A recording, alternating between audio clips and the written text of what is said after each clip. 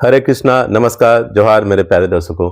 मैं आपका मित्र कुमुद रंजन सिंह बहुत बहुत स्वागत करता हूं आप सबों का अपने एस्ट्रोलॉजी के इस एजुकेशनल यूट्यूब चैनल में। प्यारे दर्शकों, मैं अपने निवास स्थान जमशेदपुर झारखंड से आप लोगों के समक्ष उपस्थित हूं। प्यारे दर्शकों, पंचांग के अंतर्गत आने वाले 27 जन्मकालिक योगों की चर्चा की श्रृंखला में आज मैं आपके साथ चर्चा करने जा रहा हूं 10वें नंबर के योग की, जिसे हम गंड योग के नाम से जानते हैं। पंचांग में गंड योग को एक अशुभ योग माना जाता है और इसे अशुभ योगों की श्रेणी में रखा गया है। गंड योग के भगवान होते हैं अग्निदेव और इसके स्वामी ग्रह होते हैं शनि।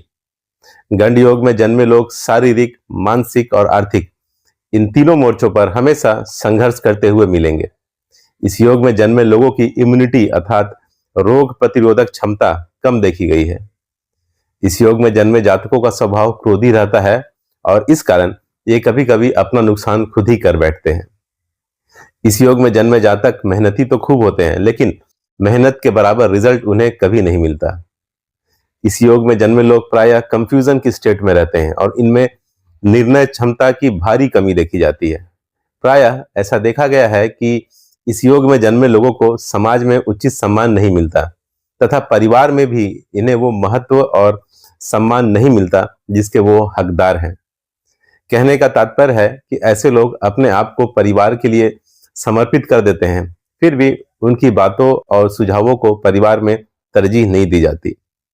इस योग में जन्मे लोग बचपन में तो खराब स्वास्थ्य से जूझते ही रहते हैं और जब कैरियर निर्माण का समय होता है तो इस योग के अशुभ प्रभाव के कारण अपने कैरियर पर फोकस नहीं कर पाते, इसलिए इनके कैरियर निर्माण में भी बहुत बाधाएं आती रहती है।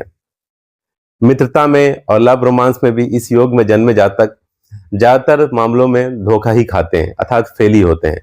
प्रायः ऐसा देखा गया है कि इस योग में जन्मे जातकों की कुंडली में शादी का अच्छा योग होने के बावजूद शादी में इनकी डिले होती है अर्थात देर होती है तथा कई बार इनकी सगाई भी टूट जाती है।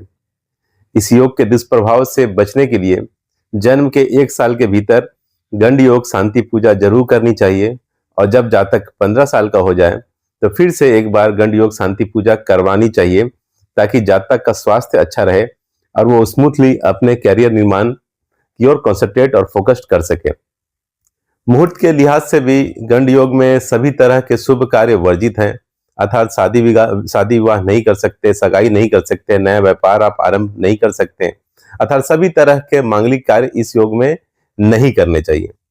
प्यारे दर्शकों, इस प्रकार मैंने गंड योग की संपूर्ण जानकारी आप लोगों के साथ साझा कर दी है। उम्मीद करता हूं कि आपको ये जानकारी पसंद आई होगी। कल फिर मिलूंगा एक नए योग के विवरण के साथ। तब तक के लिए नमस्कार, जय श्री कृष्णा।